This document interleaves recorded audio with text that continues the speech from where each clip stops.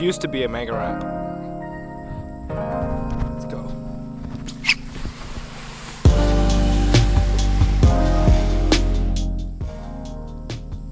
No!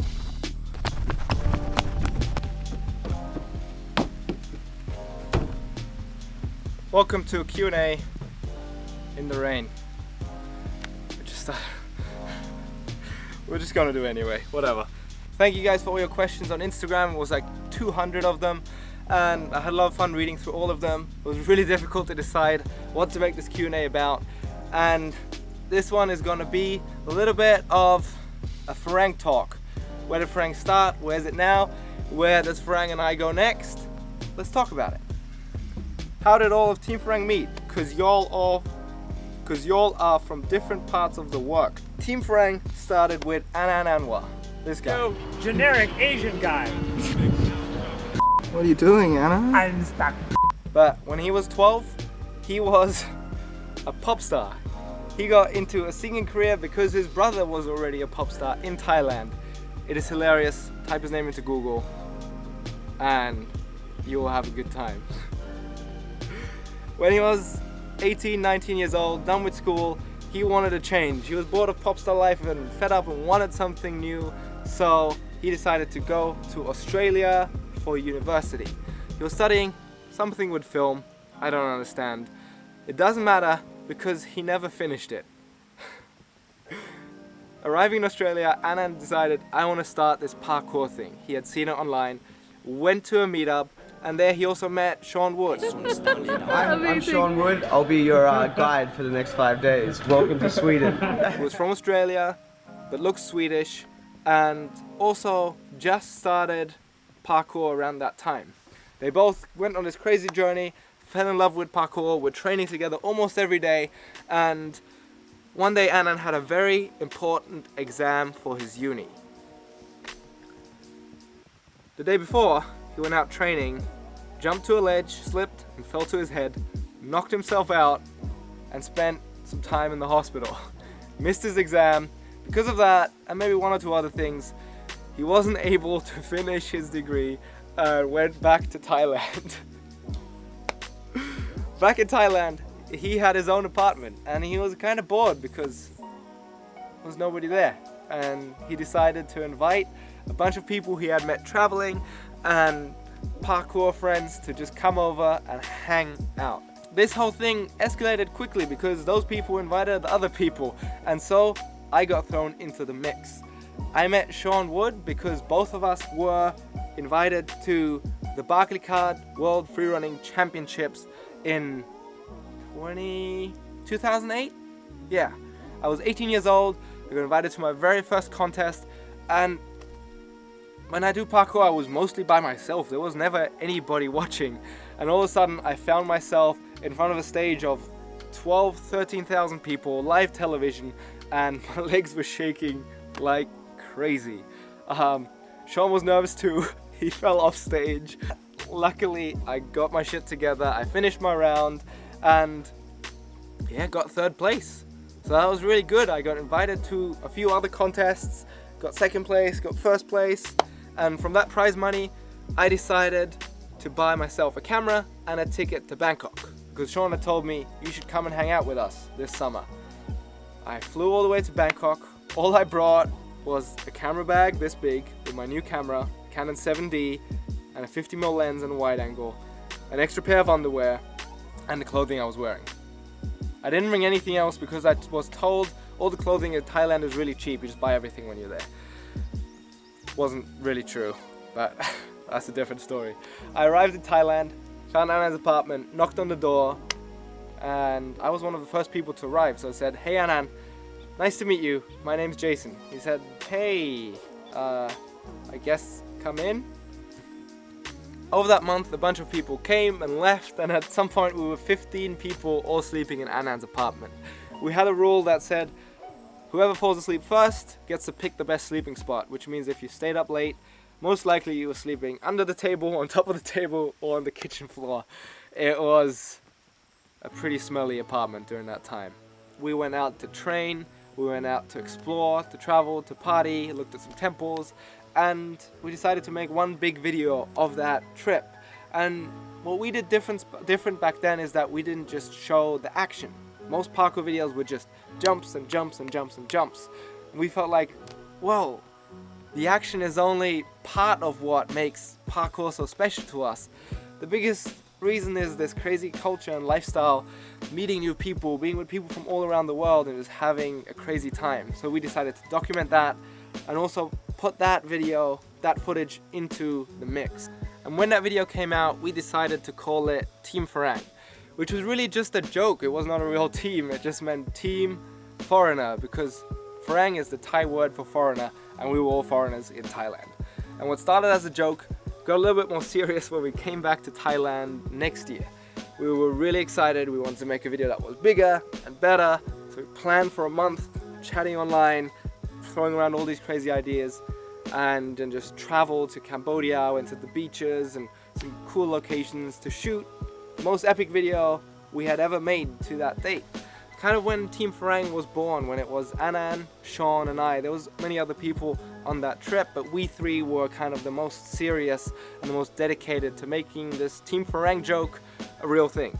So we made a YouTube channel, we made a Facebook page, and just started putting stuff out and telling people what we were up to.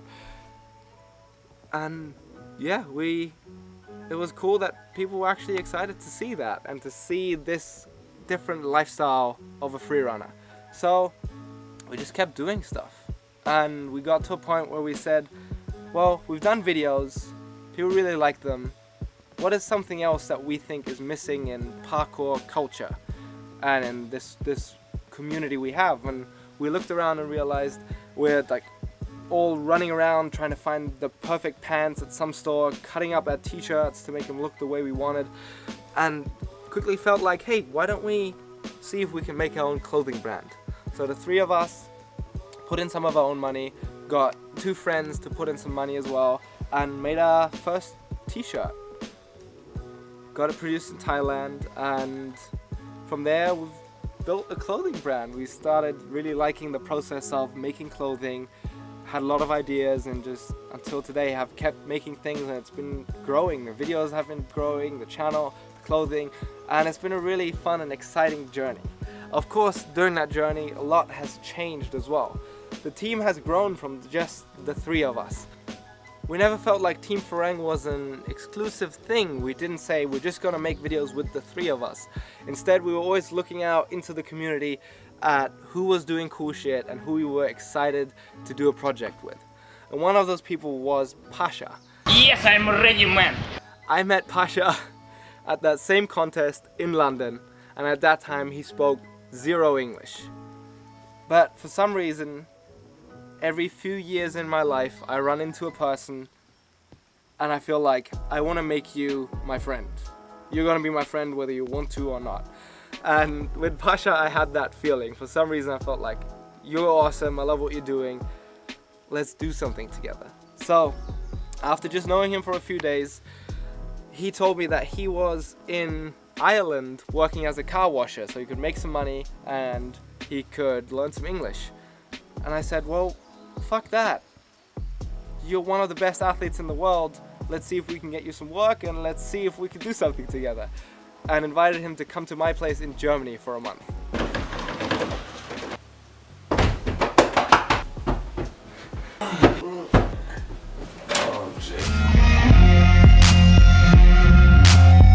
How's Germany? Nice. He quit his job, came over, and we started making videos together that then also went on the Freerunning YouTube. After doing that for a while, oh wow, it's really starting to rain.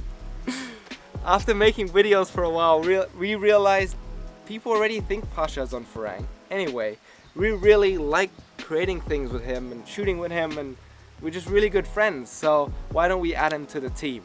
And that was the first addition to Team Freerunning. Later we brought on Dom, which we also knew since the very first Freerunning trip. He kind of went on his own little journey, and then we came back together, and he's back on the team now. Now we also added Zen, who I've also known since a contest in Japan. when I met him, he also spoke zero English. We still somehow managed to become friends, and now he's part of the crew. And that's how Freerunning usually grows. We work with a bunch of different people. If we like what they're doing, then maybe we do another project. If we're having fun and they're hanging out and we feel like we can provide them value as Team Freerunning, and kind of our journeys are coming together and are aligning and we're going the same direction, we decide, hey, why don't you just become part of the team and let's be serious about it. Yeah, so right now Freerunning has 5 athletes: Dom, Anan, myself, Pasha, and Zen. Why did I make myself the middle finger?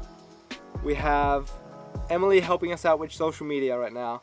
We have Erin, Anan's girlfriend, helping us with all the accounting and all the shipping, because we suck at that stuff. And we really need help with numbers and business stuff. Anna's a little bit better than I am. I'm better at handling the creative side and doing some brand stuff and focusing on the clothing. Anna's really good at editing and keeping the numbers and business stuff a little bit more in order with Erin. And then we also have Connor, who's Anan's nephew, who's also helping us with the shipping and talking to you guys whenever there's a problem. Now, Sean is not part of Freerunning anymore, which means he's not an active part of creating videos or being an athlete, and he's doing his own projects in Sweden now. How did that happen? Well, Sean is still an owner of Freerunning, and as we progressed and as Freerunning grew, what we wanted to do and what our focus was kind of just drifted apart. And it was kind of a difficult time because we still tried to make it work and to keep it together. It's difficult when you're friends and you're also in business together. You like allow each other to make mistakes or do things that are maybe not cool because you feel like you should continue on this path together because you started it. But it got to a point where it just didn't make sense to work with each other anymore because it wasn't making anybody happy, and we decided to go separate ways. Sean is now in Sweden working with Bounce, and I was really happy that this year when we did our Freerunning Europe tour, we got to visit him and work and shoot and do something together again. It was really fun. A lot of you guys asked, where's Pasha? Well, Team Freerunning is kind of like the Dragon Balls. We all get to come together to make something cool happen, to make a wish come true, or bring Krillin back to life. And once that has happened, we all spread all across the globe, and it takes great effort to get us back together. And Pasha has been really close with us since he came to Germany to stay with me for a month. He's been growing like crazy. In my opinion, he's the best freerunner on this planet, and he started from very humble beginnings in Latvia, a very small country that most people don't even know where it is. And the last 2 years he got offered 2 huge opportunities that he's always dreamed of. And he got to be a stuntman on a big movie for 6 months. And now he got offered to be part of Cirque du Soleil. And when he got these offers, of course we talked about it and we said, wow, that means we don't get to travel together, we don't get to go to events or make any videos together. And we knew like we would miss that and people on the channel would miss that. But we didn't want to stop him from making these one-in-a-lifetime experiences. So he said, go do your thing, experience that and enjoy it. And after that is done, if you want to become a stuntman, maybe you won't be part of Freerunning anymore and you'll become a stuntman. If you want to be a circus person, you could be that too. We just want you to experience that and then make your decision. And he's really been able to meet some incredible people and have some crazy experiences and learn a lot and become a better athlete and learn about how movies work, how you design action for movies, how you choreograph, and now he's with Cirque and he's going to learn a lot more. And we talk a lot, we keep in touch, and I'm really excited that, yes, those experiences have been really fun for him, but he's still super excited about Freerunning and to do projects together. So Pasha has been away, and we've been missing him, but he's been learning a lot, and we're excited to come back together and make new things and create things and make things as a team. We don't know exactly what yet, there's many ideas floating around, and we're going to start thinking about it in a while. But for now he's in Canada and he's gonna start touring with the circus through, I don't know where, we'll post about it somewhere. So that's where everybody is right now. That's the status quo of Freerunning. A lot of people ask, why is Freerunning clothing so expensive? Well, the reason is when we design a piece of clothing, we don't worry about what it's going to cost at all. Which is maybe stupid, but we try to just think about what we want to make and then we make a prototype. And that's usually when the factory tells us this is how much it's going to cost. And then sometimes we're really happy with the price, sometimes it's a good price, sometimes it's cheaper than we expect, and often it's more expensive than we hoped it to be. And in that moment we have a decision to make where we can either decide, do we make the product cheaper, do we use shittier fabrics, do we have a feature or a design that we want but we can't do it because it's too expensive, and do we change what we want to make it cheaper and more affordable, or do we say fuck it, this is what we want to make and this is the quality and the product we want and this is just what it costs and people will like it or not.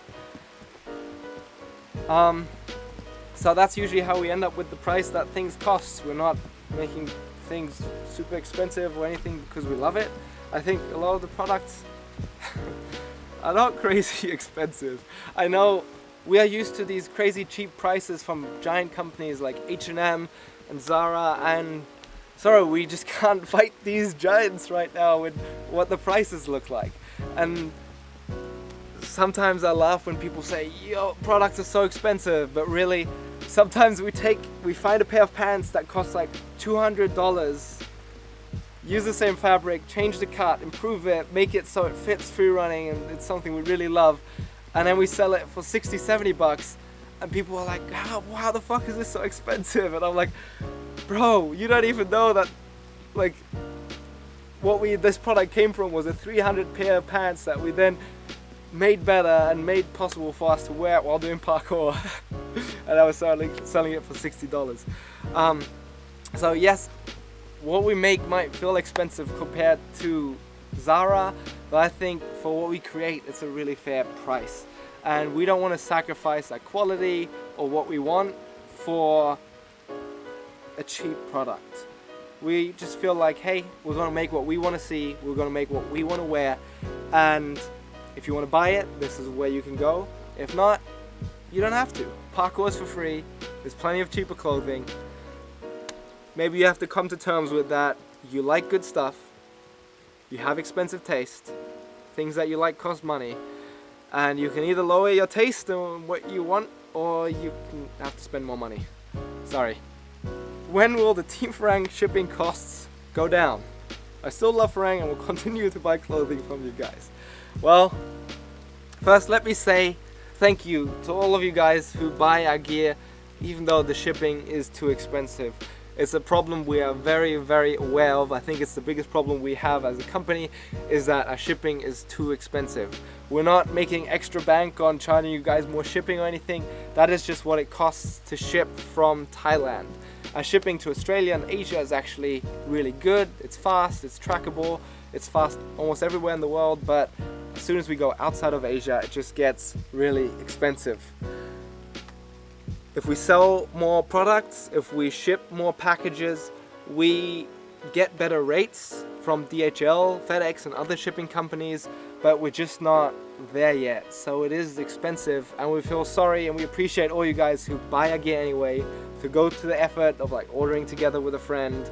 And we also are aware that you also have to pay import tax. So we really appreciate you guys that you do that and that you support us, and it means the world. We're really concerned about getting our shipping lower.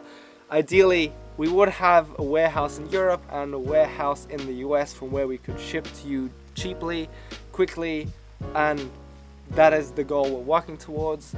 I hope we can, we will figure it out. It will just take some time. So sorry for that. Thank you for supporting us anyway. We're gonna get better. Promise. Did you ever thought of leaving parkour YouTube? Why? Yes, I did think about it. I think about it almost every day. I think about, should I quit? Because I think that's a really important decision to ask yourself, is what I'm doing now making me happy? Because as humans, we have the habit of holding on to things that we put time into. We have this illusion that just because we spent 2, 3, 5, 10 years creating and working and building something, that we have to hold on to it no matter what. And this is true for people who start studying something and then they realize, I actually don't want to be a lawyer, but they keep going on that path for 20 more years because they already invested 2 years into it. You have people that are stuck in friendships or relationships that they've put time in, maybe people they've known since elementary school, or a girlfriend they've had for a long time, and they feel like, I can't lose that person because I know that person so well and we have so much history together. And I think that's a huge illusion we create for ourselves. We have to think about what is going to make me happy now, what's going to make me happy in the future, what is good for me, and then you have to make a decision. And that's why I ask myself, even though parkour and YouTube is such a huge part of my life, I ask myself, maybe would I be happier just living in a hut out in the forest or just going to a normal job? Is this still making me happy? And we have to all find that answer for ourselves, because there's people in every job. There's rich people, there's poor people, there's unhappy people doing everything. So it's so personal. You have to find what you enjoy, and that is a search that might take a lot of mistakes and a lot of journeys that you will quit, because you have to find the right thing for you. You have to keep experimenting. And there's this huge illusion, there's this huge story we tell ourselves that people who succeed are the people that never quit. They just kept pushing and pushing and pushing, and then one day they succeeded. But really, if you look at the history of successful people, those are people that quit many things. They try a lot of things, and then they realize this works or this doesn't work, and then they change it until they find the right thing. And then they push, and then they push through the hard times. And the challenge is to figure out, should I quit this because I'm wasting my time? I should be doing something else. I would be happier doing a different job. I would be happier with a new girlfriend, a new friend, or living in a new city. Or is it just a difficult time with my girlfriend that I have to fix? Is it just a challenge because I'm not enjoying the studies, but once I'll start working, I'll really enjoy it? And that is the really difficult decision that I keep asking myself. Should I quit or not? And I try to let go of what I built. It doesn't matter where this is at, how much time I put into it. If it's not making me happy, I should be able to quit it. That can be really difficult. So I try to be very, very honest with myself. And right now it's making me happy. I want to be doing it. So let's keep going. Thank you for watching this. I hope I brought you some value, or you learned something, or at least you were a little bit entertained. And yeah, leave me some more questions or comments or thoughts down below. I'll check them all out. I try to respond whenever I have the time. And if you have any more questions, maybe I'll pick the questions for the next Q&A from down there. So let me know what you'd like to know. Now that it has rained, I'm going to try to slide down this ramp. Ready? Okay. Now the big one.